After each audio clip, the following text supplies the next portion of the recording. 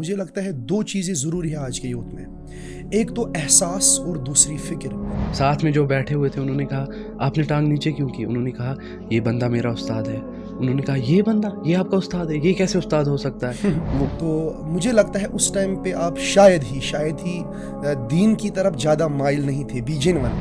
अल्लाह ताला जिससे खैर का इरादा करता है और उसे जो है ना दीन का फ़हम अता करता है। मैंने उनको कहा कि ठीक है आप इनका एडमिशन कराओ, तो लेकिन उन्होंने कहा कि देखिए खालिद सर, मैंने जो अपने बच्चों को अपने बेटे को ये पैसे दिए हैं जो मुझे यहाँ फ़ी भरना है, मैंने अपनी एक गाय बेची है। इफ़ ए पर्सन और if a child is mature, मैं नहीं समझता हूँ कि फिर वहाँ पे मैच्योरिटी के बाद पेरेंट का कोई रोल हो। तरबियती लिहाज से बच्चा जब अच्छा होता है वो इस दुनियाई मामलात में भी अच्छा करता है और उसका दीन भी बहुत अच्छा होता है। एक ही बार 1000 2000 जब वो यूज़ करते थे उसने एक बार उसका नंबर लेके वो सारी एसएमएस को ट्रांसफ़र की। कि मैं अपना जो फ्री टाइम जो मेरा है काम को छोड़ के मैं वो अपनी फैमिली के साथ ही दूं और अपनी तरफ से आपके मैं पास फ्री टाइम होता है? फ्री टाइम वैसे यूजुअली होता नहीं है। आपने अपना फ़ोन मुझे दिया था और गेम मैंने उसपे खेली थी और मुझे वो खेलनी नहीं आ रही थी। आप मुझे सिखा रहे थे कि ऐसे खेलना है। अच्छा, बीइंग अ टीचर हम बच्चों से ज़्यादा मेहनत करते हैं। वल्लाही हम बच्चों से ज़्यादा मेहनत करते हैं। केमिस्ट्री के साथ आपका जो ये ताल्लुक़, ये किस लिहाज से? मैंने एक बार जेईई दिया लेकिन स्टिल मेरा तवज्जो नहीं था और अल्लाह की मर्ज़ी थी, तो यही कहेंगे अल्लाह की मर्ज़ी थी।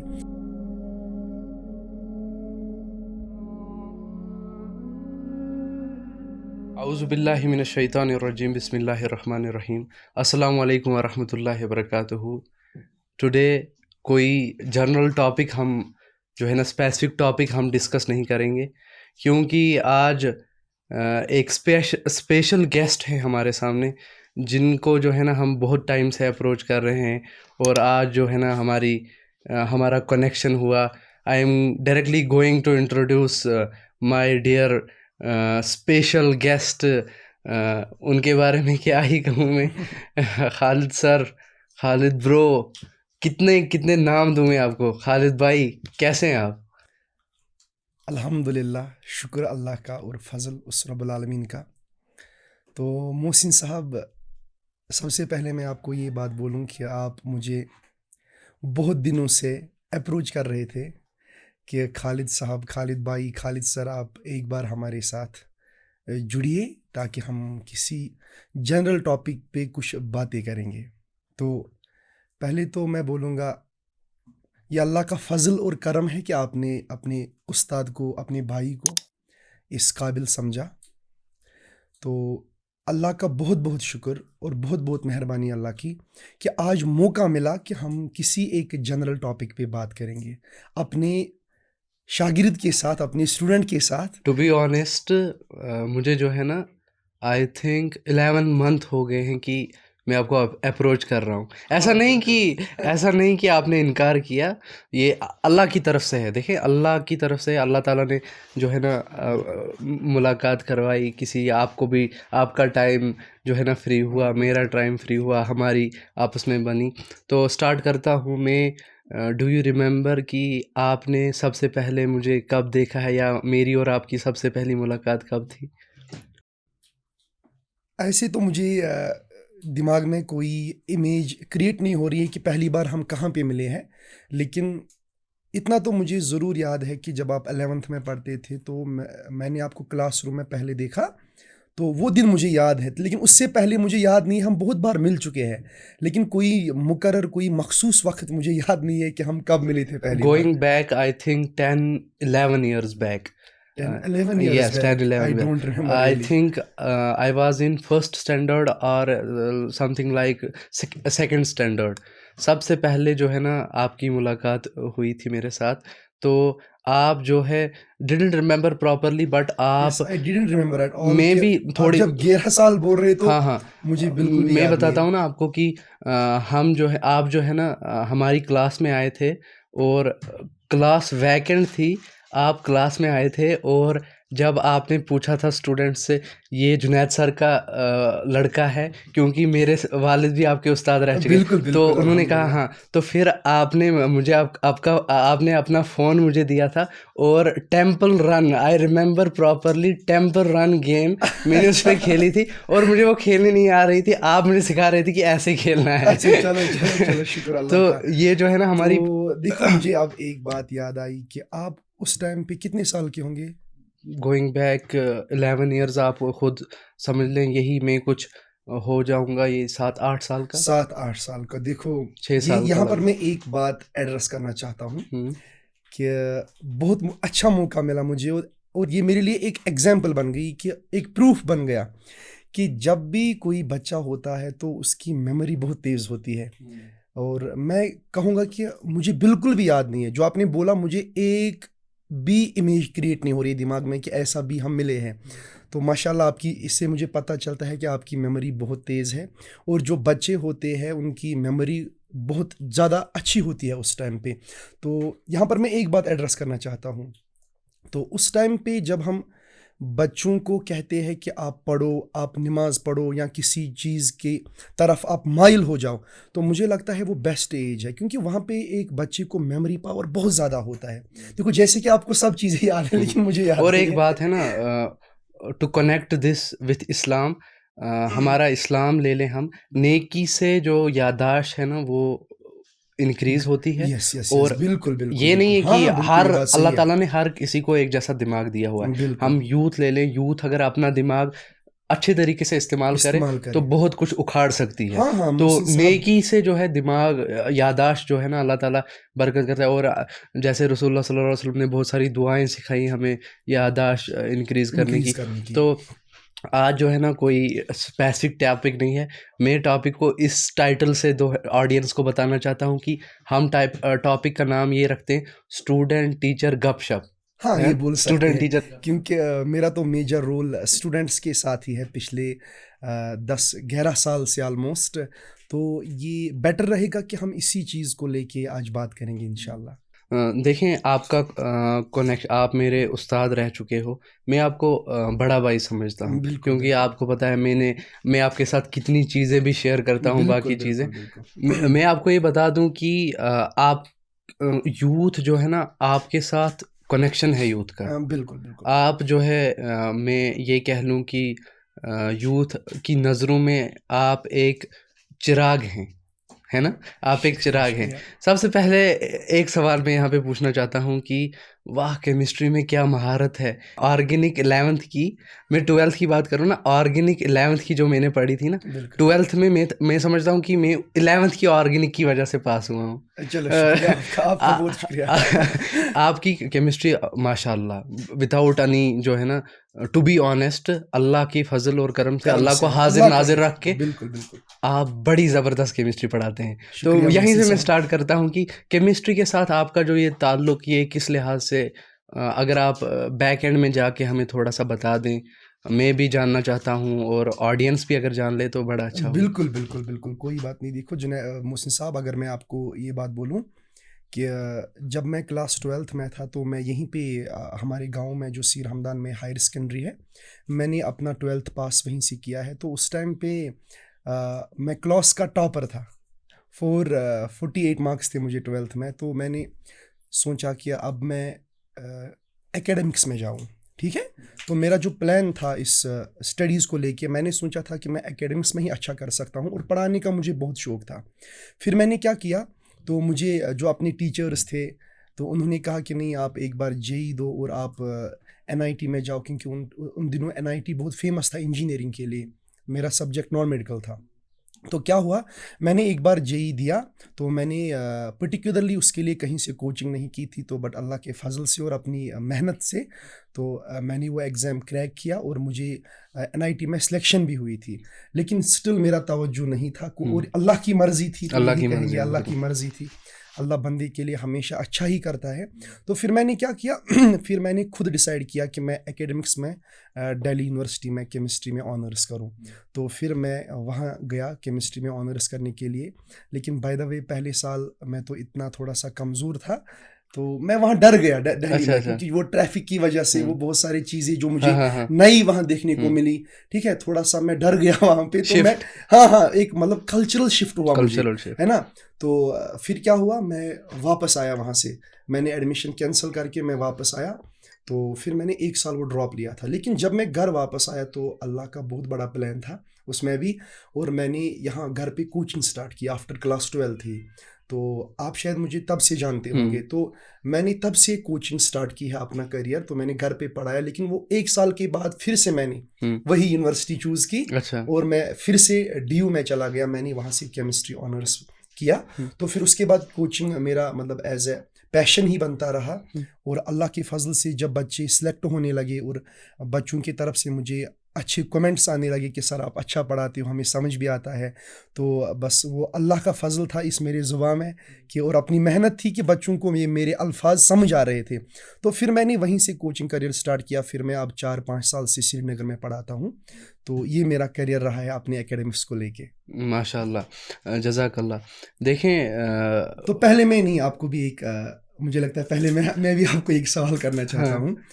आप मुझे बोलो मोहसिन साहब कि जब आपने मुझे क्लास में देखा, जब हम पहली बार क्लास में मिले, जब आप पढ़ते थे, तो मुझे लगता है उस टाइम पे आप शायद ही दीन की तरफ ज़्यादा माइल नहीं थे, बी जेन्युइन, जहाँ तक मुझे लगता है। लेकिन उसके बाद मतलब कुछ दिनों के बाद ही मुझे लगा कि मेरा एक स्टूडेंट है ये, मतलब माशाल्लाह, अल्लाह आपको और ईमान अता फरमाए। तो मुझे लगा आप बहुत अच्छे रास्ते पे मतलब अभी चल रहे हो। तो ये आपका जो शिफ्ट था, मैं इस शिफ्ट के बारे में जानना चाहता हूँ। देखें सबसे पहले तो एक इंसान की क्या मजाल और एक इंसान की क्या औकात, सब अल्लाह ताला की तरफ से होता है। लाइफ में कुछ अप एंड डाउन्स होते हैं जिनकी वजह से अल्लाह ताला एक बंदे को आजमाता है। मौका देता जैसे है। अल्लाह ताला सूरह मुल्क में फरमाता है कि मैंने तख्लीक ही तुम्हें इसी वजह से किया है ताकि मैं आपको आजमा सकूं कि तुम में से बेहतरीन कौन है, जो है ना हमें इस दुनिया में लाया गया है ताकि हम टेस्ट हों। तो ये जो है ना सब अल्लाह ताला की तरफ से होता है कि अल्लाह ताला किसको जो है ना दीन का फ़हम अता फ़हम अता करे। फरमाए। क्योंकि रसूलुल्लाह सल्लल्लाहु अलैहि वसल्लम की हदीस भी है, अल्लाह ताला जिससे खैर का इरादा करता है और उसे जो है ना दीन का फ़हम अता अता करता है।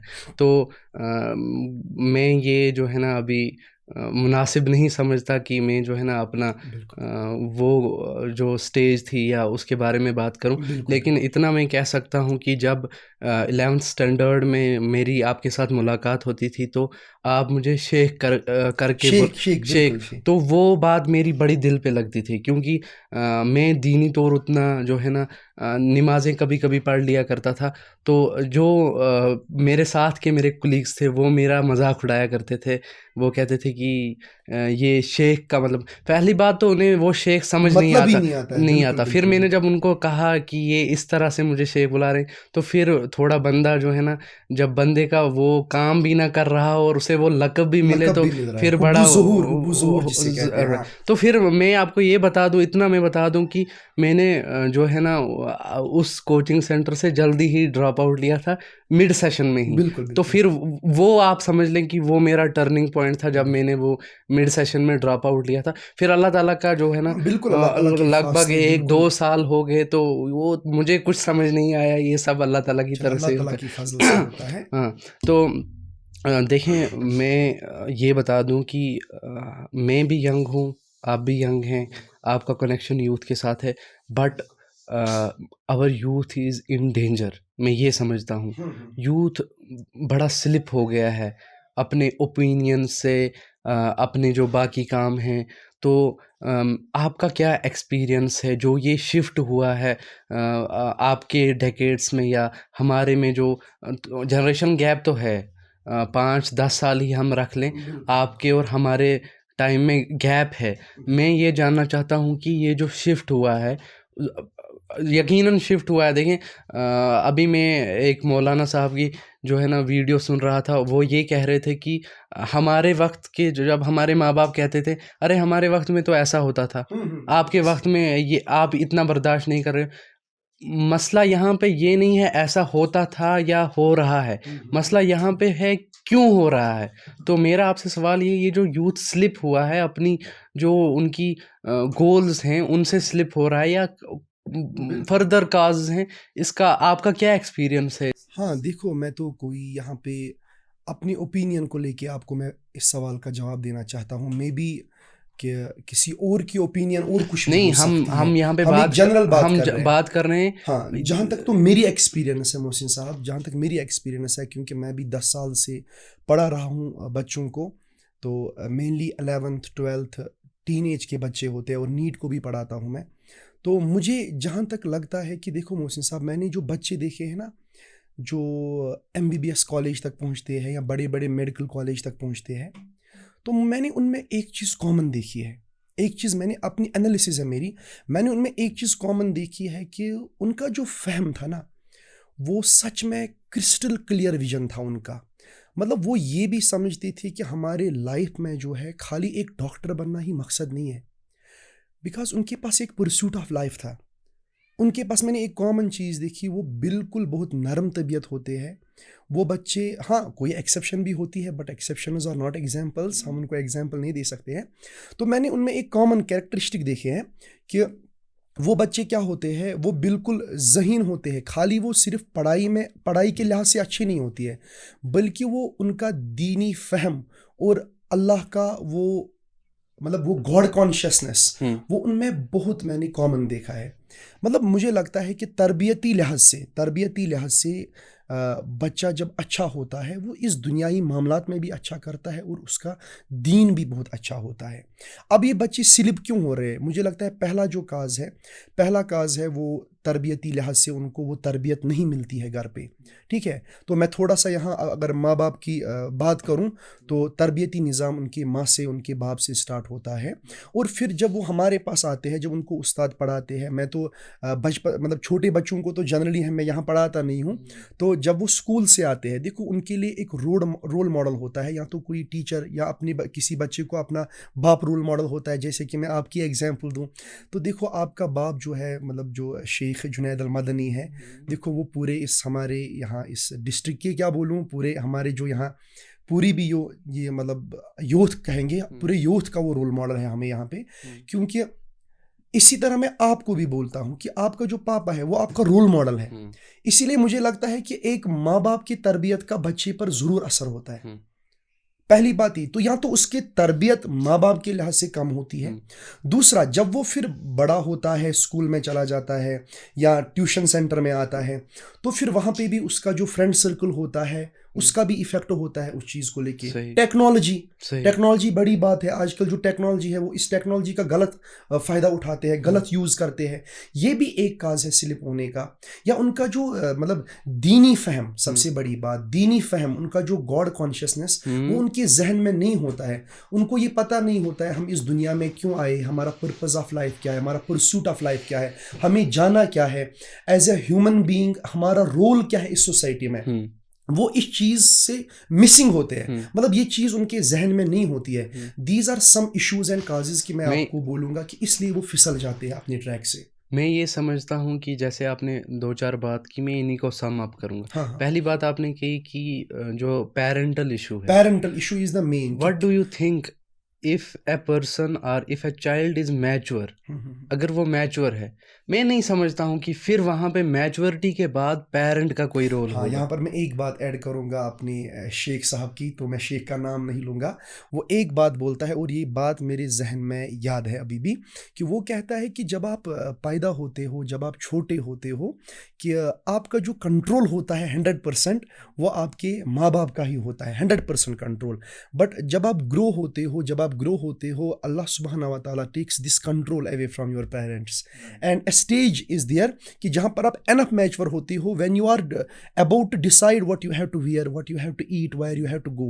ये इस क्वेश्चन का आंसर है। हाँ, एक स्टेज आता है मैच्योरिटी का, वहाँ खुद हमें अपनी डिसीजन चूज करनी देखिए, हम होता है। इस्लाम ले लें। हाँ। गैर मुस्लिम है, अभी गैर मुस्लिम बच्चा है, उसको तो सज़ा नहीं है ना, उसको सज़ा नहीं है।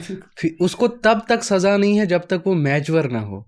तो जब वो मैच्योर होगा फिर उसके पास फहम आ जाता है क्या अक्ल सही आ है जाती है। क्या गलत है, तो फिर जब उसके बाद उसका फहम, हिसाब होता है। बिल्कुल बिल्कुल। तो ये जो पहला पॉइंट था कि मैं ये समझता हूँ कि जितने भी यूथ मैच्योर हैं वो अपने इल्ज़ाम अपने माँ बाप पे अब मत लगाएं, बिल्कुल अब बिल्कुल, ये बात उनका सही है। इल्ज़ाम उनके खुद पे है, देखिए। और दूसरी बात जो आपने दीन से दूरी की, बिल्कुल। मैं ये समझता हूँ कि दीन का गलत कंसेप्ट हमारे दिमागों में डाला गया हाँ, है। हमारे यहाँ दीन ऐसा है कि आपको जो है ना शायद आप बंद हो जाएंगे, आपको लोग पता नहीं क्या बोलेंगे, है ना? मैं ये समझता हूँ कि दीन एक आसानी है, बिल्कुल। एक क्योंकि ये जो है ना ये कंप्लीट दीन है। अद्दीन नसीहा, जो दीन नसीहत है। अद्दीन नसीहा, दीन जो है वो खैर ख्वाही का नाम है। हमारा इस्लाम एक कंप्लीट रिलीजन है, बिल्कुल। कंप्लीट जो है ना बिलीफ सिस्टम है। कंप्लीट। दीन जो है वो एक इंसान को आसानी पैदा करते। हाँ। कोई बात नहीं अगर आपकी दाढ़ी के बाल 2 आंच छोटे हैं, कोई बात नहीं अगर आप 5 नमाज़ों में से 2 नमाज़ें पढ़ रहे हैं, कोई बात नहीं अगर आपके ऊपर अभी इतना पावर नहीं है कि आप सर पे दुपट्टा पूरा नहीं रख ले, वो चीज़ें भी आ बिल्कुल, जाएंगी। लेकिन इंशाल्लाह। दीन इस पे, हमारा दीन इस पे नहीं है कि ये बंदा इसकी दाढ़ी है, ये बंदा जो है बाकी चीज़ें कर रहा है। कनेक्शन इन्नमल आमालु बिन्नियात, अमाल का दारोमदार नियत नियत पे। पे। हम अभी यहाँ पे पॉडकास्ट कर रहे हैं, हमारी नीयत अगर ख़राब हो तो ये जो है ना इसका कोई फ़ायदा। यूजलेस, तकवा जब इसमें नहीं हो, है ना, जो अल्लाह को चाहिए, तो अगर वो तकवा इसमें मिसिंग हो तो फिर इसका मुझे लगता है कोई फ़ायदा नहीं है। इसका कोई फ़ायदा नहीं है।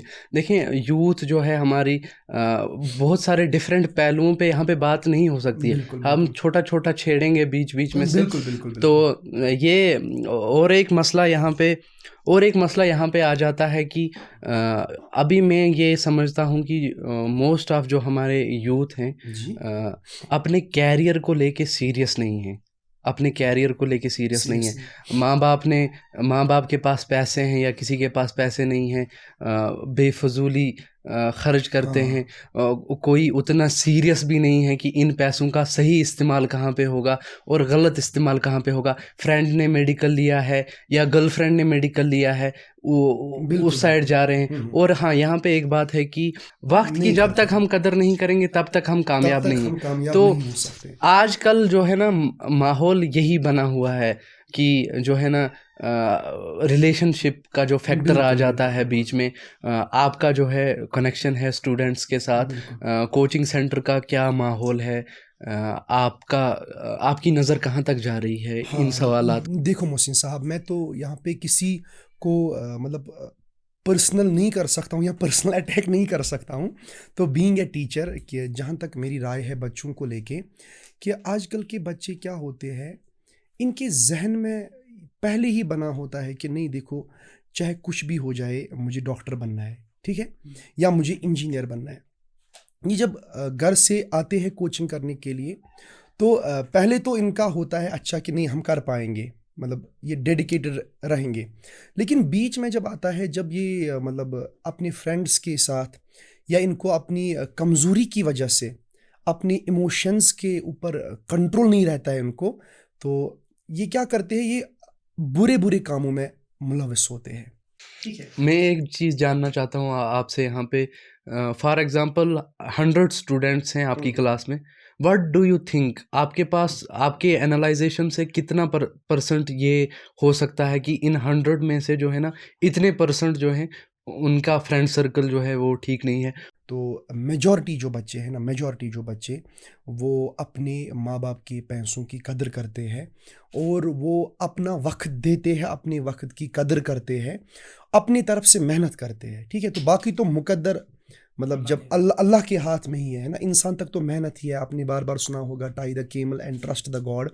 तो 80% बच्चे अपनी तरफ से मेहनत करते हैं, लेकिन फिर वो सिलेक्ट होते हैं या नहीं होते हैं तो फिर वो अल्लाह का डिसीजन होता है। ठीक है। लेकिन जो 10-20% बच्चे हैं, वो मतलब ज़्यादा सीरियस नहीं होते हैं पढ़ाई को लेके। फिर मुझे ये बात पता नहीं चलता है वो ये क्यों, मतलब फिर वो क्यों डिसाइड करते हैं कि अगर हम डॉक्टर बनना चाहते हैं तो उसके लिए आपको मेहनत करनी है, उसके लिए आपको कुछ कंडीशंस है वो फॉलो करने हैं, फिर वो अच्छे से फॉलो नहीं करते। इवन क्या होता है, उनके माँ बाप के एक्सपेक्टेशंस फिर ब्रेक होते हैं।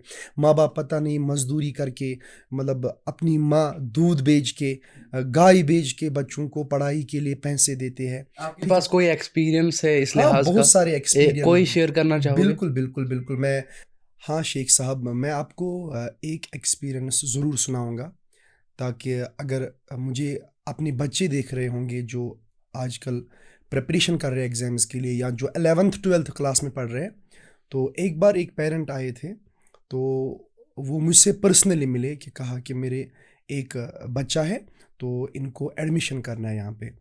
तो मैंने उनको कहा कि ठीक है, आप इनका एडमिशन कराओ। तो लेकिन उन्होंने कहा कि देखिए खालिद सर, मैंने जो अपने बच्चों को, अपने बेटे को ये पैसे दिए हैं जो मुझे यहाँ फ़ी भरना है, मैंने अपनी एक गाय भेजी है, तो लेकिन ये मुझे डॉक्टर बनना चाहिए। ठीक है, तो फिर वो बाप इतना कुछ करता है अपने इस बच्चे के लिए, फिर उस बच्चे को एहसास ना हो या फ़िक्र ना हो। मुझे लगता है 2 चीज़ें ज़रूरी है आज के यूथ में, एक तो एहसास और दूसरी फ़िक्र। जब इंसान को एहसास होगा कि माँ बाप मेरे लिए क्या कर रहा है इस दुनिया में, उस चीज़ को हम एहसास बोलेंगे। फ़िक्र बोलेंगे कि इसको कल की फ़िक्र होनी चाहिए कि मुझे करना क्या है आगे, मुझे जाना कहाँ है आगे। तो ये 2 चीज़ें मिसिंग है यूथ में, एहसास और फ़िक्र, जिनकी वजह से वो डिस्ट्रैक्ट होते हैं और मतलब बुरे कामों में मुलव्वस होते हैं। मैं सबके लिए तो नहीं कहूँगा मोहसिन साहब, क्योंकि बहुत सारे बच्चे मैंने ऐसे भी देखे अपने लाइफ में कि जिनसे मैं खुद एक उस्ताद होके बहुत मुतासिर हुआ हूँ। मैंने बहुत सारे मतलब लड़कियाँ और लड़के ऐसे देखे जिनसे मैं मुतासिर हुआ कि मेरा दिल बहुत खुश हुआ कि मेरे पास ऐसे भी बच्चे पढ़ते हैं जिनका फ़हम, जिनका सोच ऐसा है कि दीन को लेके भी माशाल्लाह वो बहुत अच्छी सोच रखते थे, और दुनियावी लिहाज भी वो बहुत ज़्यादा मेहनत करते थे, और उन्होंने अपने आप को बिल्कुल उस काबिल बनाया है कि लोग उनका एहतराम, इज़्ज़त करें, और दुनिया भी उनके लिए खूबसूरत होती है और आखिरत भी उनके लिए खूबसूरत होती है। एहसास और फ़िक्र, हाँ, ये मैं 2 मेन चीज़ें हैं। मैं ये जानना चाहता हूँ कि एहसास और फ़िक्र की जो तड़प है हमारे यूथ में कम है। बिल्कुल इसका कम है। रीज़न क्या है? एहसास और फ़िक्र कम क्यों हो रही है यूथ में? एहसास और फ़िक्र इसलिए कम है क्योंकि उनको पता नहीं चलता है जो हमारा माँ-बाप है, माँ-बाप के हुकूक क्या है। जिस माँ-बाप ने हमें पैसे दिए, उन्होंने अपने माँ-बाप को पहचाना नहीं होता है। फ़िक्र क्यों नहीं है? क्योंकि उनका जो दिमाग है वो रियलिटी से मिसिंग है। उनको मतलब उनको अच्छा लगता है कि वो इंस्टाग्राम रील्स पे फ़ोकस करते हैं।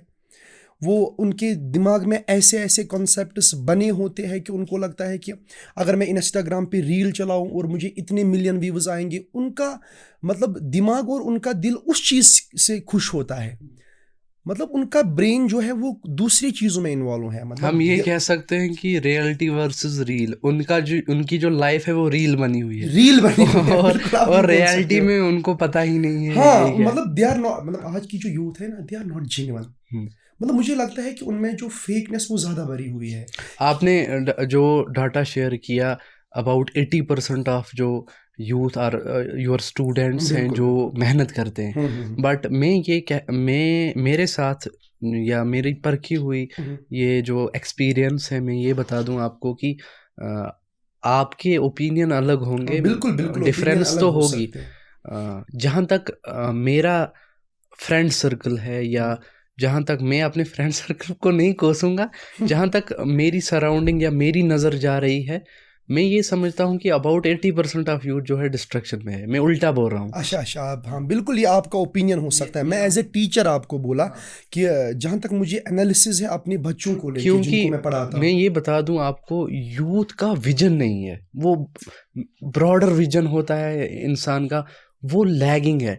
मैं एक रीज़न आपको बता दूं कि एक्सपोजर की कमी है। एक्सपोजर की कमी है, एक्सपोजर आपकी की, बहुत, और ये बात सही है। और जो इन्फ्लुएंसर हैं हमारे, हुँ, वो उस टाइप ऑफ वो इन्फ्लुएंस गलत तरीके से कर रहे बिल्कुल, हैं। बिल्कुल। जिनको हमने इन्फ्लुएंसर बनाया हुआ है, जो हमारे यूथ के हुँ, हुँ, हुँ, रोल मॉडल्स हैं, हुँ, हुँ। उनका जो इन्फ्लुएंस है वो गलत है, बिल्कुल और फिर जब इन्फ्लुएंस गलत होगा यूथ का जो रुझान होगा वो भी गलत वो भी होगा। गलत होगा, तो बिल्कुल एक्सपोजर लैगिंग है, स्किल लैगिंग है। बिल्कुल और यहाँ पे मैं एक चीज़ ऐड करना चाहता हूँ कि पेरेंट जो हैं वो भी, उनका भी विजन जो है ना थोड़ा ब्रॉडर नहीं है। ब्रॉडर नहीं है, क्योंकि वो भी मैं समझते ये हैं। समझता हूँ कि एजुकेशन सिस्टम से जब तक मनी डिफरेंट नहीं होगी, पैसा और एजुकेशन सिस्टम डिफरेंट चीज़ हम नहीं समझेंगे, तब तक हम कामयाब नहीं होंगे। बिल्कुल एजुकेशन आपकी इज बात समथिंग डिफरेंट, एंड जो मोनेटाइजेशन, मॉनेटरी बेनिफिट्स हैं वो कुछ अलग चीज़ है। हाँ वो कुछ यही अलग हमारा चीज़ है, ये यही बात सही हमारा है।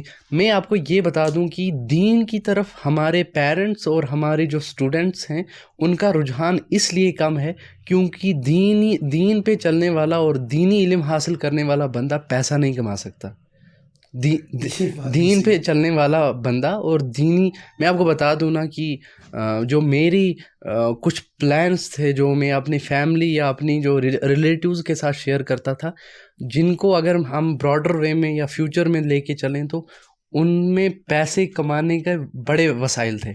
अब जब इंसान के गोल चेंज हुए, जब इंसान का कुछ अलग चेंज हुआ, तो फैमिली और रिलेटिव्स यही कहते हैं कि कल को इनसे क्या कर लेगा तू, इमामत करके क्या कर लेगा या बाकी चीज़ करके क्या कर लेगा।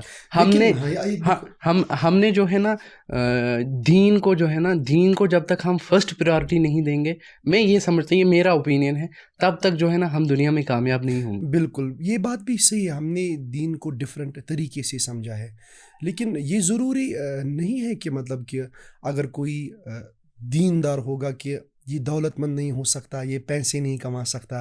क्यों नहीं कर सकता? क्योंकि रिज़्क का मामला अल्लाह के हाथ में होता है। ठीक है, अल्लाह जिसे चाहे तो बहुत वसी अरीज़ रिज़्क अता कर सकता है। मैं समझता हूँ कि रिज़्क का मामला जो दिमाग से बहुत कम है, क्योंकि रिज़्क का ताल्लुक अल्लाह के हाथ में ही है। ठीक है, और हाँ सबसे बड़ी बात ये है कि जो पेरेंट्स होते हैं ना, ये अपने बच्चों को मतलब इसी तरह कैलिब्रेट करते हैं, ट्रेन करते हैं कि कल जाके आपको डॉक्टर ही बनना है, वो डॉक्टर बन के आपको पैसे ही कमाने। बिल्कुल सही बात है, पैसे भी कमाने हैं। मैं कहता हूँ कि ज़िंदगी चलाने के लिए पैसे भी ज़रूरी है, लेकिन इनका ये स्ट्रेस दिया जाता है, डॉक्टर बनोगे आप, फिर आप इतने पैसे कमाओगे, फिर आप ये करोगे। मतलब एक वे ऑफ लाइफ नहीं है। खालिद सर, आप मुझे ये बता दें कि अगर पैसा ही कमाना जो है ना इंसान का वो है, क्या कहते हैं, पर्पस पर्पस है, तो बहुत सारे ऐसे तरीके हैं जो विद इन 2-3 ईयर्स बंदा पैसा कमा सकता है। क्यों नहीं कमा वाई सकता? 11-12 ईयर्स बंदा मेहनत करे और बाद में फिर जो है ना फिर जाके वो उस मुकाम तक पहुंचे। हाँ, देखो मैं ये बात कहूँगा, देखो आजकल की यूथ मतलब इतनी ज़हीन और उतना फ़हम उनका स्ट्रॉन्ग होना चाहिए। मैं बिलीव करता हूँ कि अगर कोई बच्चा पढ़ता भी है, पढ़ाई भी करता है, ये खुद के लिए कमाना भी स्टार्ट करे। ये कोई गलत बात नहीं है, लेकिन एक टाइम होता है जब इसको मेहनत का पीरियड होता है, जैसे 11th 12th, ये एक सॉफ्ट टाइम पीरियड होता है बच्चे के लिए, कि जहाँ पे वो मेहनत कर सकता है, अपनी गोल्स को सेट कर सकता है। और वो टाइम पीरियड होता है, दैट टाइम पीरियड कैन, अगर यूटिलाइज अच्छे से नहीं करेगा, that can make their life और that can destroy their life. हमारी यूथ टेक्नोलॉजी में भी बहुत पीछे है। मैं आपको बता दूं कि हम इंस्पायरिंग कॉर्नर ले लें, हमें टेक के बंदे ज़रूरत होते हैं, सोशल मीडिया मैनेजिंग या एनालिटिक्स चेक करने के लिए, वेबसाइट डिज़ाइनिंग, बड़ी मुश्किल से हमें जो है ना लड़के मिलते हैं। और जो मिलते भी हैं, फिर जब उनके साथ हमारी बात होती है, वो जब उनको काम समझ नहीं आता है वो छोड़ के चले जाते हैं। तो ये जो आपने कहा ना कि आपने स्टार्टिंग में पॉइंट कहा था कि टेक्नोलॉजी यूथ को इन्फ्लुएंस कर रही है। ये भी कर रही होगी लेकिन गलत तरीके से। गलत तरीके से, हमारे मैंने भी वही बोला कि वो नेगेटिव तरीके से टेक्नोलॉजी को मतलब ले रहे हैं। हालांकि अगर हम देखेंगे तो आज टेक्नोलॉजी के ज़रिए हम बिल्कुल बहुत आगे बढ़ सकते हैं। टेक्नोलॉजी उतनी एडवांस में, लेकिन आजकल की यूथ टेक्नोलॉजी से सिर्फ मतलब उसका नेगेटिव पार्ट खींच लेती है। हर और किसी चीज़ से, है ना, हर किसी चीज़ से नेगेटिव पार्ट खींच लेती है। उसका मतलब ये नहीं है, पॉजिटिव उधर ही रखती है और नेगेटिव अपनी तरफ तो ले उनके लेती लिए है। जो टेक्नोलॉजी एज ए कर्स बन के रहती है, तो हम फिर टेक्नोलॉजी को ब्लेम नहीं करेंगे। ये अल्लाह का करम है, फजल है, क्या हमें टेक्नोलॉजी से नवाजा है, हमारे लिए सहूलियत पैदा हो रही है, बट हम टेक्नोलॉजी को अच्छे वे में नहीं ले रहे हैं। हाँ, एजुकेशन सिस्टम पे बात करते हैं थोड़ी बहुत। एजुकेशन सिस्टम में कोताही है या एजुकेशन में कोताही है, या जो एजुकेशन प्रोवाइड कर रहे हैं उनमें कोताही है या जो एजुकेशन कंज्यूम कर रहे हैं उनमें कोताही है? आप अपना ओपिनियन शेयर हाँ करें इस हाँ, पे। बिल्कुल बिल्कुल बिल्कुल। देखो, जो हमारा यहाँ पे मतलब एजुकेशन सिस्टम है, तो पहले मैं एजुकेटर्स की बात करूँगा। पहली बात मैं तो ये बोलूँगा, बीइंग ए टीचर, ठीक है, मैं किसी को पर्सनलाइज नहीं कर रहा हूँ, किसी को पर्सनल अटैक नहीं कर रहा हूँ। बीइंग ए टीचर मुझे लगता है कि एक टीचर का सोसाइटी में बहुत इंपॉर्टेंट रोल होता है, ठीक है। मतलब अगर कोई मतलब आम बंदा कोई हरकत करता है, तो उसके वो हरकत जो है वो मतलब मॉनिटर नहीं किए जाते हैं। लेकिन बीइंग ए टीचर, अगर मैं कोई चीज़ करूँगा तो मेरी चीज़ें रिकॉर्ड होते हैं, मेरी चीज़ें एनालाइज होते हैं, बिकॉज मैं किसी बच्चे के लिए एक रोल मॉडल होता हूँ। तो एजुकेटर्स जो है, पहले मैं उनकी तरफ मतलब रुजू होकर बोलता हूँ कि एक एजुकेटर जो होना चाहिए वो सच में एक रोल मॉडल अपने बच्चे के लिए होना चाहिए। मतलब being a best role model, क्योंकि बच्चे का ज़रूर इन्फ्लुएंस होता है टीचर का। ज़रूर मेरे एक्शंस, मेरे गेस्चर्स, मेरे वर्ड्स बच्चे के जहन में स्ट्राइक होते हैं। अगर आपको भी याद होगा, आपने भी शायद मेरे पास क्लास कभी दी होगी जब आप पढ़ते थे। जी नहीं, हाँ, बहुत सारे बहुत जी। सारे, मतलब आपको भी ज़रूर मेरी कुछ बातें याद होंगी जो मुझे याद नहीं होगी। मैंने तो स्टार्टिंग में ही बताया। स्टार्टिंग में ही है ना, आपको जरूर याद होगी कि खालिद सर क्लास में क्या बातें करता था, या ये क्या बोलता था, कैसे पढ़ाता था।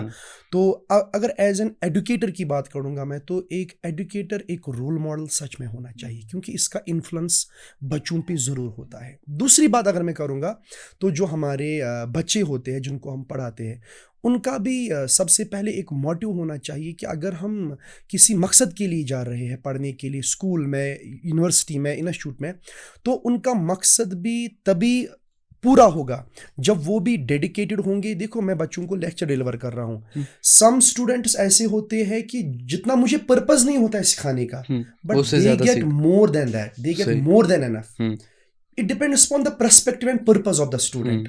तो मैं बच्चों को ये बोलता हूँ कि जब आप क्लासरूम में होते हो, टीचर पढ़ाता होता है, कि आपको ये भी पता नहीं चलता, कोई बच्चा सीरियस नहीं होता है, वो अपनी दुनिया में खोया होता है, उसने अपने इमोशंस को सेल किया होता है समवेयर एल्स, ठीक है, वो उसी दुनिया में रहता है, तो अपने पर्पस से दूर रहता है, अपने पर्पस ऑफ लाइफ को खो देता है, ठीक है। तो मैं उनसे ये बात करूंगा कि जब भी आप किसी मकसद के लिए, किसी गोल के लिए लड़ रहे हो, तो इसको तब तक छोड़ो नहीं जब तक आप इसको फोड़ोगे नहीं। सही बात। ठीक है, वो कब पॉसिबल होगा? जब आप बिल्कुल कीनली अटेंटिव पर्पसफुल रहोगे, तो तब जाके वो चीज़ें सीख लेंगे। लेकिन ये चीज़ मिसिंग है मेजॉरिटी ऑफ द बच्चे। वो क्लास में आते हैं, उसको एंटरटेनमेंट करते हैं, ठीक है, एज ए एंजॉयमेंट लेते हैं क्लास में। मैं कहता हूँ पर्सनली, खुदा की कसम, मैं पर्सनली कहता हूँ, मुझे लगता है आजकल के दौर में बीइंग ए टीचर हम बच्चों से ज़्यादा मेहनत करते हैं।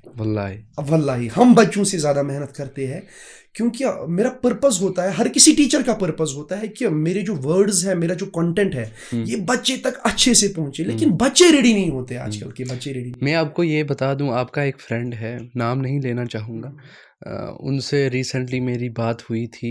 उन्होंने कहा था, एक्चुअल में उनके स्टूडेंट्स थे कुछ आगे, तो मैं उनको ऐसे ही कह रहा था, ये आपके स्टूडेंट्स, कुछ ऐसी बात खुल के नहीं बोलना चाहता। वहाँ पे लास्ट में बात ये हुई थी कि मैंने कहा था उनसे कि आज के बच्चे उस्ताद को इज़्ज़त नहीं देते हैं। उन्होंने कहा नहीं, उस्ताद को इज़्ज़त देते हैं। फिर जो मैंने अगली बात उन्हें कही, तो जब उन्होंने वो सुनी, वो फिर मुत्तफ़िक हुए उस पे। वही बात मैं आपको भी कहना चाहता हूँ, बिल्कुल बिल्कुल, आप क्योंकि बोलिए। मैं खुद स्टूडेंट हूँ और मैंने जो है ना ये रियलाइज़ किया है। मैं अपने सराउंडिंग के ले लूँ, उस्ताद को इज़्ज़त नहीं देते थे बच्चे, उस्ताद की इज़्ज़त बड़ी कम करते हैं। ये समझते हैं कि हाँ, इसका काम है पढ़ाना, पढ़ाएगा और निकल जाएगा।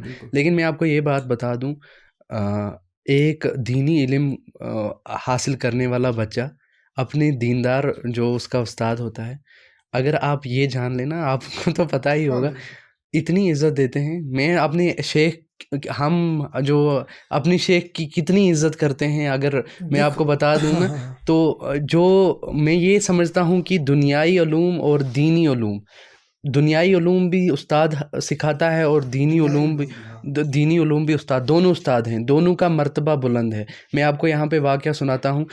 इमाम शाफ़ी, या I don't remember the proper, I think इमाम शाफ़ी या कोई और इमाम थे, वो एक बार एक मजलिस में अपने पैर जो है ना एक टांग के ऊपर दूसरी टांग रखी हुई थी।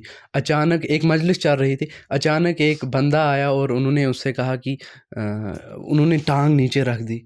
साथ में जो बैठे हुए थे उन्होंने कहा, आपने टांग नीचे क्यों की? उन्होंने कहा, ये बंदा मेरा उस्ताद है। उन्होंने कहा, ये बंदा, ये आपका उस्ताद है? ये कैसे उस्ताद हो सकता है? वो क्योंकि उसका वो जो रवैया था हाँ, वो सही मतलब नहीं था। बिल्कुल। फिर उन्होंने कहा, किस तरीके से ये आपका उस्ताद है? उन्होंने कहा, इन एक बार एक बंदे ने मुझसे सवाल पूछा था कि कुत्ता कब बालिग होता है, और मेरे पास जवाब नहीं था। इस बंदे ने मुझे कहा था कि जब कुत्ता टांग उठा के पेशाब करे तो वो बालिग होता है। तो उस वजह से उसने इतनी इज्जत दी। तो मैं आपसे ये जानना चाहता हूँ कि क्या जो मेरी ये बातें आप का क्या एक्सपीरियंस रहा है इस लिहाज से? हाँ, इस लिहाज से अगर मैं देखूँगा तो मुझे लगता है कि आजकल के जो बच्चे हैं, अगर और टीचर, हाँ, इससे पहले एक और हाँ, बात दूँ, हाँ, मुँह पे तो इज़्ज़त देते होंगे। हाँ, हाँ, हाँ, हाँ, बिल्कुल, मुँह पे तो हर कोई बेइज़्ज़त कोई नहीं करेगा। बिल्कुल, बिल्कुल, लेकिन बिल्कुल। एक स्टूडेंट जो है ना वो बैक एंड पिछली बातें भी जानता है। उस्ताद तो नहीं तो जानता है। मुझे मुझे नहीं लगता है कि मुझे फिर दूर जाने की ज़रूरत है, ठीक है? तो आप मेरे स्टूडेंट रह चुके हो, ठीक है?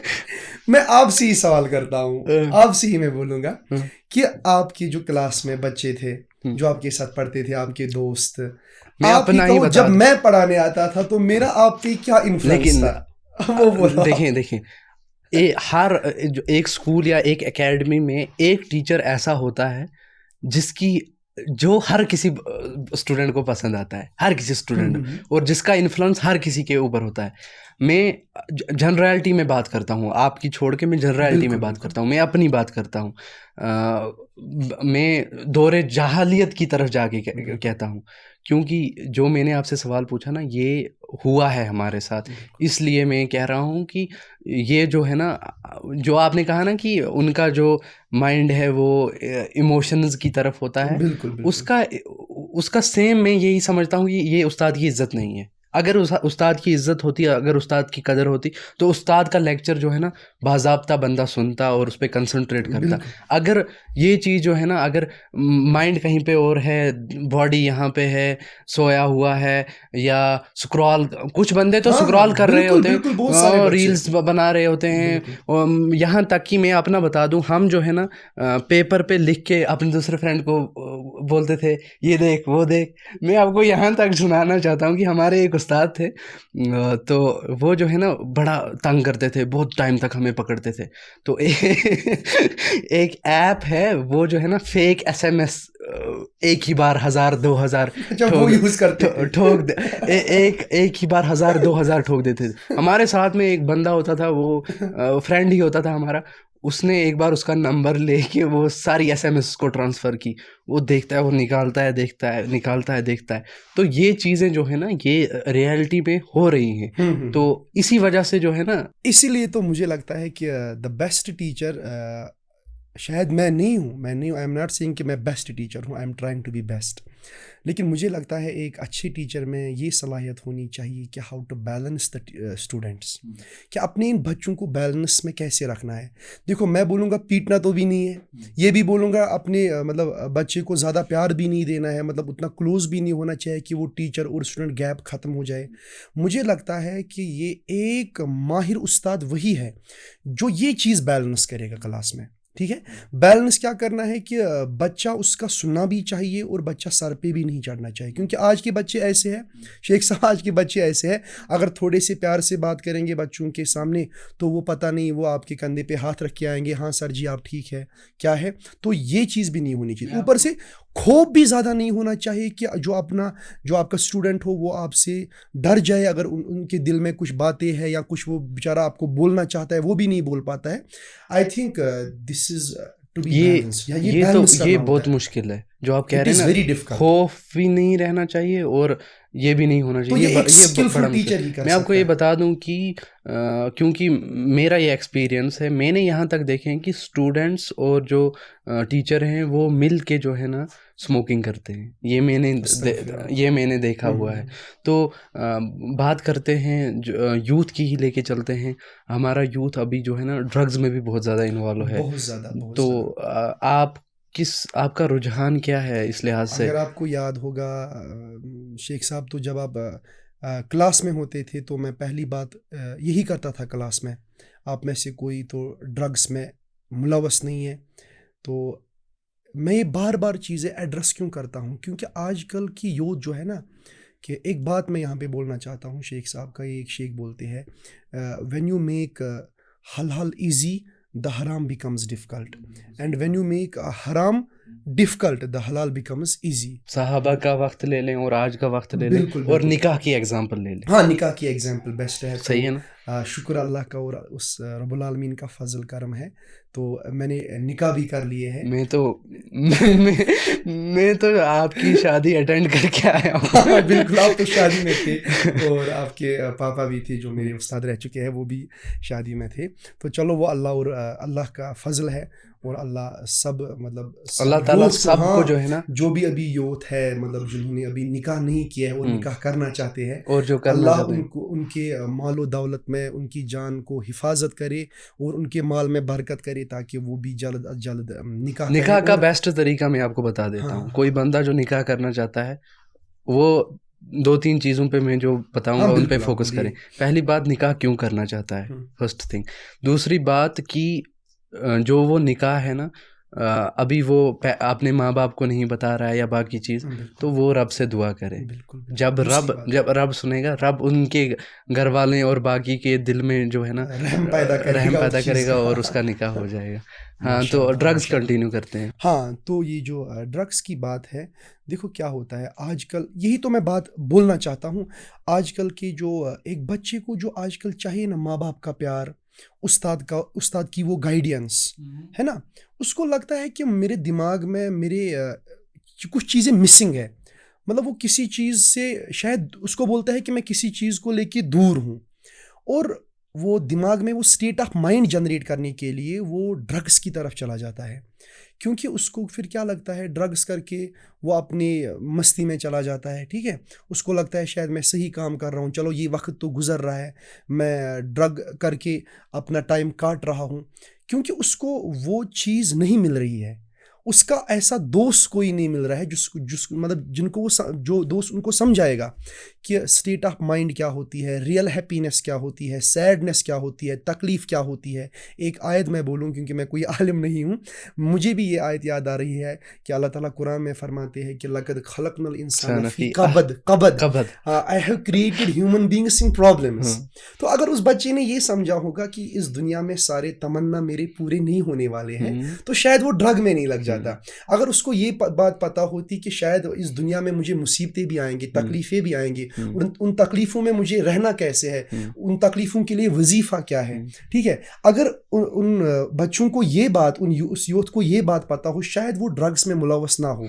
और अगर उनका ये बात भी पता हो कि ड्रग्स करने से मेरी स्पिरिचुअलिटी का क्या असर पड़ता है, मेरी माइंड की स्टेट को क्या असर पड़ता है, शायद वो इस बात की तरफ, इस ड्रग की तरफ नहीं जाता। दैट मीन्स दो चीज़ें मिसिंग है। एक तो फ्रेंड सर्कल, मैं भी यही बात बोलने वाला था। ये बहुत इंपॉर्टेंट चीज़ है, क्योंकि मुझे लगता है एक फ्रेंड का रोल लाइफ में बहुत इंपॉर्टेंट होता है, ठीक है। जैसे मैं कहूँगा, मेरे माशाल्लाह जितने भी दोस्त हैं बहुत दीनदार हैं, अच्छे हैं, मेरे से बहुत अच्छे हैं। तो आपका पता ही है, मेरा एक जो करीबी दोस्त है, उनसे आपने पहले ही पॉडकास्ट करके रखा है।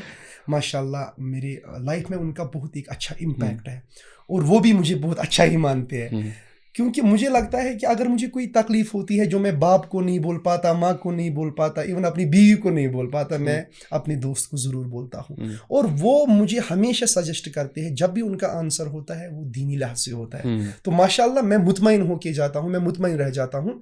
तो दैट मीन्स उनके वर्ड्स का जो वो बोलते हैं, मुझे मेरी लाइफ पे ज़रूर असर है। इसी तरह जो बच्चे ड्रग्स करते हैं, तो उनके लिए दो चीज़ें ज़रूरी है। एक तो कोई दोस्त उनको मिलना चाहिए जो उस प्रॉब्लम से उनको वापस ले जाए। दूसरी बात, अपने माँ बाप का प्यार, माँ बाप की तरबियत। माँ बाप को भी चाहिए कि वो अपने बच्चे को देखे, वो क्या चाहते हो, मतलब उनमें क्या कमी है, ठीक है, ये ड्रग्स क्यों कर रहे हैं, क्या हमारी तरफ से तो कोई कमी नहीं है इसके लाइफ में। तो या टीचर का भी रोल है, बच्चे मेरे पास पढ़ने के लिए आता है तो मुझे भी चाहिए कि मैं एड्रेस करूं बच्चों को कि आपकी रियल लाइफ क्या है, मकसद क्या है ज़िंदगी का, हलाल क्या है, हराम क्या है। तो टीचर का भी मुझे लगता है बहुत ज़्यादा रोल है अपने बच्चों को इन ड्रग्स को लेके। आपके लेक्चर्स में मैंने एक चीज़ जो है ना मुझे अभी याद पड़ी है कि आप दीनी मोटिवेशन देते रहते थे हमें। बिल्कुल, मैं तो एक बात बोलूँगा, ज़्यादा दीनदार तो नहीं हूँ, लेकिन जितना भी मुझे याद आता था क्लास में, तो मैं लेकिन कोशिश हमेशा करता हूँ कि बच्चे मतलब अच्छे ही बने, दीनदार ही बने, डॉक्टर भी बने तो दीनदार डॉक्टर ही बने, आगे बढ़े तो इंशाल्लाह दीन को लेके ही बढ़े आगे। मैं ये समझता हूँ कि एक टीनेजर बॉय का फोकस जो है वो गर्ल होती है। ये मैं बात भी मैं ये मैं बात भी मैं सही ये है, समझता हूँ। और अब उस फोकस को ओवरकम करने के लिए अगर लड़की प्रॉपर ड्रेसअप में हो, हिजाब में हो, फुल कवर्ड हो, बंदा जो है ना देख के खुद ही शर्माएगा। हाँ, और ये फिर बात भी सही। तो आपकी मुझे बातें याद आ रही हैं, आप कहते थे लड़कियों को कि आप हिजाब करो। लेकिन ये मेरी आपसे रिक्वेस्ट है कि आपका जो इन्फ्लुएंस है स्टूडेंट्स के साथ बहुत सारा है, लेकिन ये बात जो है आप कंटिन्यू रखें। इंशाल्लाह अजर जो है ना अल्लाह ताला दे। इंशाल्लाह ये मैं ज़रूर कहता रहूँगा। हाँ लेकिन देखो शेख साहब, तो मैं तो सिटी में पढ़ाता हूँ, श्रीनगर में पढ़ाता हूँ, कभी जब मुझे मुनासिब लगता है हाँ तो मैं ये बात ज़रूर करता हूँ और मेरी ज़रूर। दिल की तमन्ना होती है कि मैं अपने बच्चों तक लेकिन अच्छी बात सराउंडिंग पहुँचाऊँ। देख के, एनवायरनमेंट हाँ, तो देख के, थोड़ा वो तो बाकी चीज़ें हमें हैं, पूरा ख़्याल भी रखना ख्याल रखना पड़ता पड़ता है है बिल्कुल। कि कहाँ पे ये बात ज़रूरी बोलनी है और सही कहाँ पे बात नहीं। है। अपनी तरफ से तो इंशाल्लाह कोशिश ही अपनी तरफ से कोशिश कोशिश। ही करते रहे फ्रेंड और सर्कल करते की भी रहेंगे इंशाल्लाह। फ्रेंड सर्कल की बात की आपने, रसूलुल्लाह सल्लल्लाहु अलैहि वसल्लम की एक हदीस है, मैं मफ़हूम बयान करता हूँ कि एक जो दोस्त है उसका दीन दूसरे दोस्त के दीन पे होता है, इसलिए उसको चाहिए कि उसका वो चेक करे कि इसका रिलीजन क्या है उसके दोस्त का। बिल्कुल आपने कहा ना कि फ्रेंड सर्कल का, अभी मैं बताता हूँ, अभी प्रॉब्लम्स तो बहुत हैं, हम सोल्यूशन की तरफ जाते हैं। बिल्कुल अभी ड्रग्स में बंदे इन्वॉल्व हैं। मैंने आपको अभी स्टार्टिंग में ही जब आप आए मैंने आपको बिल्कुल ड्रग्स का वाकया सुनाया। एक बंदा था जो कि स्टूडेंट है, उसके एग्ज़ाम्स चल रहे थे और वो ड्रग्स में इन्वॉल्व है, बड़ी मुसीबत में फंसा हुआ है।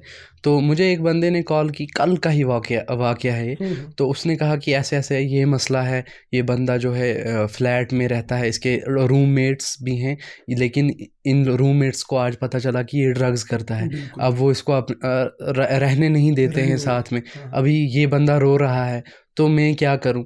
तो फिर मैंने उन्हें कहा कि आप जो है ना इससे कह दें कि अगर आप इस चीज़ को छोड़ना चाहते हैं तो मैं आपको अपने साथ रखना चाहता हूँ, या इसकी फैमिली से जो है ना वाबस्ता करें। अभी मैं आपको यहाँ पे ये चीज़ कहना चाहता हूँ कि अभी एक बंदा ड्रग छोड़ता है, छोड़ने वाला होता है, जो दो इम्पॉर्टेंट चीज़ हैं जो उसे हेल्प कर सकती हैं छोड़ने में, एक तो होगी फैमिली, दूसरा हो गया फ्रेंड फ्रेंड सर्कल। सर्कल अभी जब फ्रेंड सर्कल ही जो ख़राब हो ना, तो ये बड़ी ये मुसीबत है, ये मुसीबत है। मुश्किलात हो सक मैं आपको अपनी एग्ज़ाम्पल देता हूँ। मैं तो जो है ना उतना दीनदार नहीं हूँ, मैं आपको उतना कोई वली अल्लाह नहीं हम समझता तो हूँ, कोशिश लेकिन करते हैं कोशिश करते इंशाल्लाह, हैं, बिल्कुल हमारी दीन की तरफ कोशिश अल्लाह रहती है, ताला को बिल्कुल अपनी राज़ी करने की बिल्कुल मुमकिन कोशिश करते हैं। तो जब इस प्लेटफॉर्म पे बंदा आता है या दीन की तरफ आता है, बिल्कुल तो फिर अपने फ्रेंड जो है ना सेक्रीफाई करने पड़ते हैं। ये जो है ना मेरे साथ भी हुआ है। और मतलब मैं तो बोल ये जो है सकता ना हूँ ये बड़ी मुश्किलात है, ये जो है ना माशाल्लाह अब मुझे लगता है कि करना। दिस इज़ द क्लाइमैक्स कि जब इंसान अपने रब के लिए, अपने रब की मोहब्बत इतनी गालिब पड़ जाए कि वो अपने दोस्त को भी फिर छोड़ देता है, तो वो क्लाइमैक्स है हाँ, मतलब नेकी का। हाँ, वो हमें करना पड़ता है, हम दो बिल्कुल चार बिल्कुल बंदे उस दिन ट्रिप पे गए हुए थे। तो हमारा एक बंदा होता है, वो जो है ना जल्दी नमाज पढ़ता है, अभी अजान हो जल्दी नमाज पढ़ता है। तो हम बैठे हुए थे, तो वो नमाज पढ़ रहा था। अभी मैं दूसरे को, हम ऐसे हंसी मत, लेकिन थके हुए थे हम।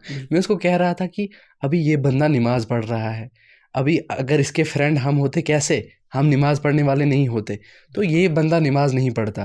क्योंकि बंदे हो ना साथ में, अभी मेरे साथ 4 बंदे ऐसे हैं जो जिनमें से 3 नमाज नहीं पढ़ते हैं, एक बंदा नमाज पढ़ता है। अभी वो भी फिर हाँ, वो उनकी एक तरफ ही माइल मान लो। होता जाता है, लेकिन बिल्कुल। जब 4 बंदे हों नमाज पढ़ने वाले, एक ना हो, तो वो फिर बेचारा जो है ना वो कोशिश करता है कि हाँ, मुझे भी पढ़नी फंस है। जाता है तो इंसान। फ्रेंड तो फ्रेंड सर्कल सर्कल का मेन रोल होता है आपकी लाइफ में। हम्म, मैं ये बोलूँगा तो ये आपकी लाइफ में एक रिफ्लेक्शन की तरह होता है। कुछ टिप्स शेयर कर दें आप जिससे जो है ना बैड फ्रेंड सर्कल से बंदा कैसे निकले।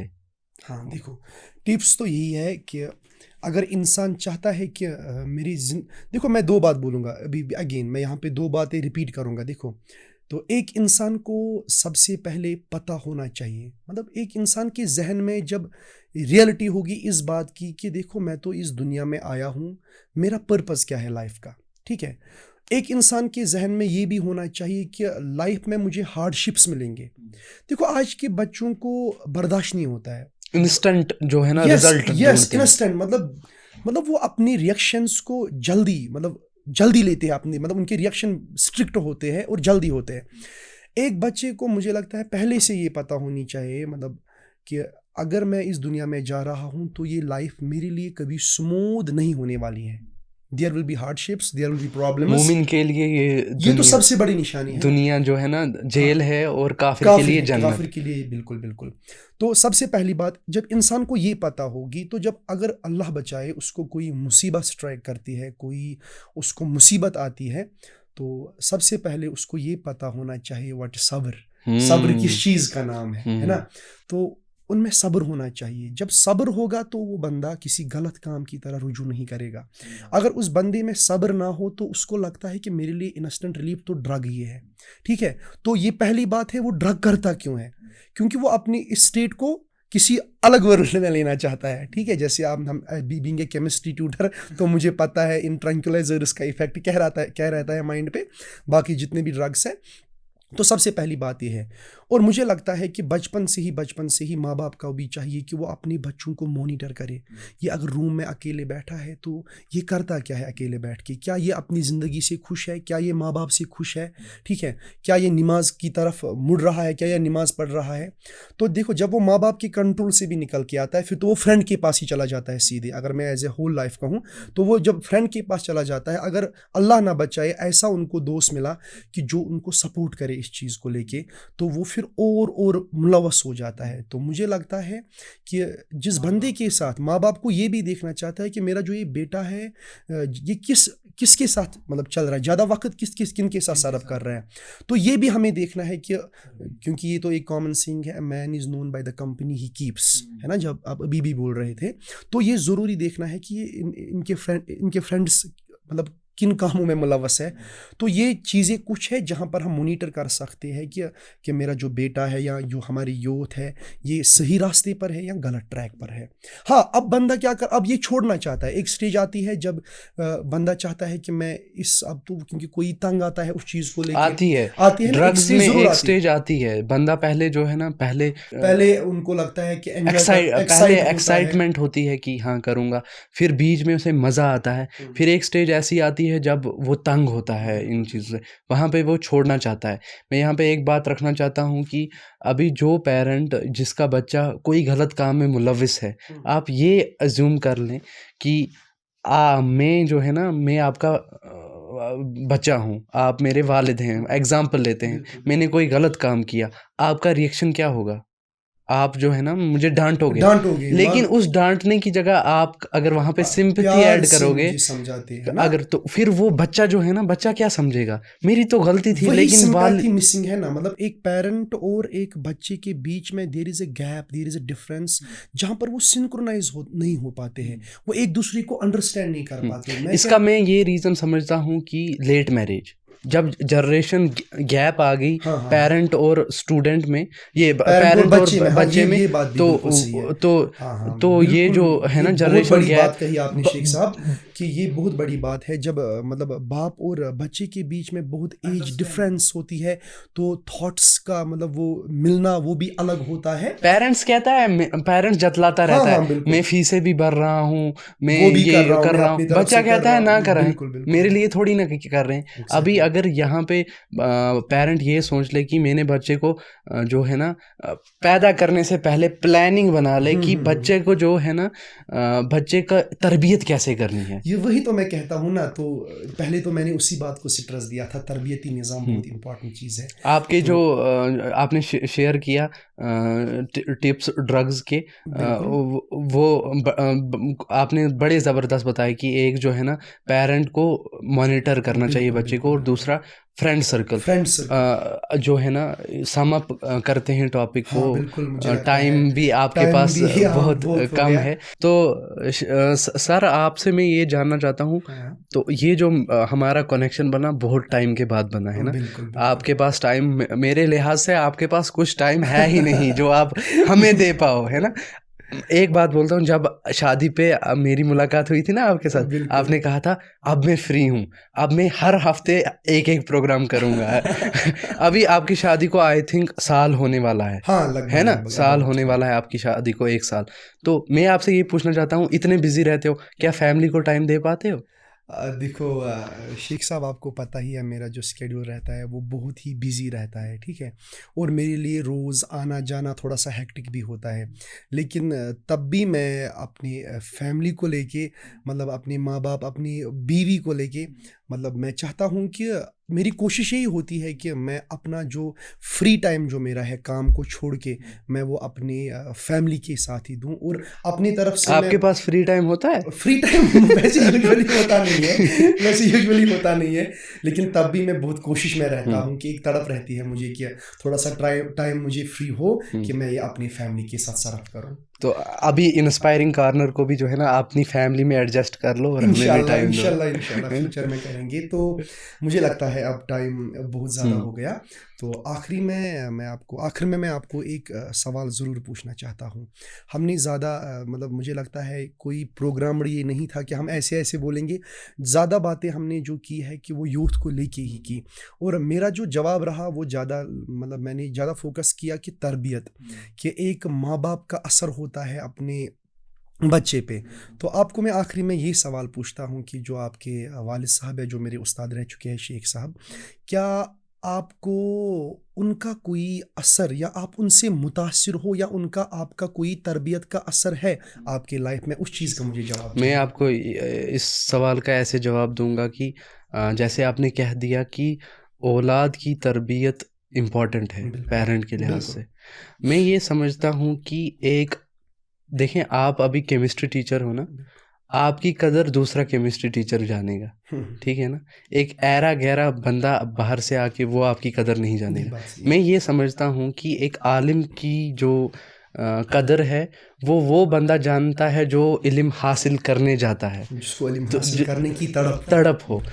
पेरेंट, मैं आपको ये बता दूं कि मेरे वालिद साहब जो है ना कश्मकश में रहते थे कि बच्चे को नमाज के लिए उठा दिया सुबह सवेरे 6 बजे, फिर बाकी चीज़ें दीन के कामों में एंगेज रखना। एक स्टेज लाइफ में वैसी भी आई जब मैं दीन से बहुत दूर हुआ, लेकिन मैं आपको ये बता दूं ना, ये एक रियलिटी है कि हमारे यहाँ ऐसा होता है कि मौलवी का बच्चा कभी मौलवी नहीं बनता है, ये मिथ है हमारे यहाँ। मैं ऐसा समझता हूँ कि मौलवी के बच्चे या शेख के या दीनी आदमी के बच्चे को वो बंदा गाइड नहीं करता है, उसको अल्लाह ताला गाइड करता है, उसको अल्लाह ताला गाइड करता है। तो ये गाइडेंस उसके वालिद साहब की लाइफ में भी आ सकती है, और मैं ये समझता हूँ कि उसके वालिद साहब की मरने के बाद तो अल्लाह ताला उसको 100% गारंटी गाइडेंस देंगे। ये इसी सवाल का जवाब ही है। जज़ाकल्लाह खैरन, आपने टाइम निकाला, तो पूरी, एक तो मैं खुद पर्सनली आपका शुक्रगुजार हूँ, और हमारी पूरी इंस्पायरिंग कॉर्नर की टीम जो है ना इसकी शुक्रगुजार है। एक और ये तो पॉडकास्ट हो गया, अभी नेक्स्ट क्या इरादा है? कभी 1 2 3 4 साल के बाद फिर आओगे? मैं तो ये कहूँगा इंशाल्लाह, अगर अल्लाह ने चाहा तो अल्लाह के फजल और करम से इंशाल्लाह मेरी कोशिश रहेगी कि हम फिर से मतलब जल्दी मतलब यहाँ पे मिले, और अपनी यूथ को आपकी बहुत ज़रूरत है। हाँ, यूथ को हमारी ज़रूरत है, और यूथ के साथ हम एक और बात एक्सपीरियंस शेयर करें इंशाल्लाह। जज़ाकल्लाह खैरन। अस्सलामु अलैकुम व रहमतुल्लाहि व बरकातहू।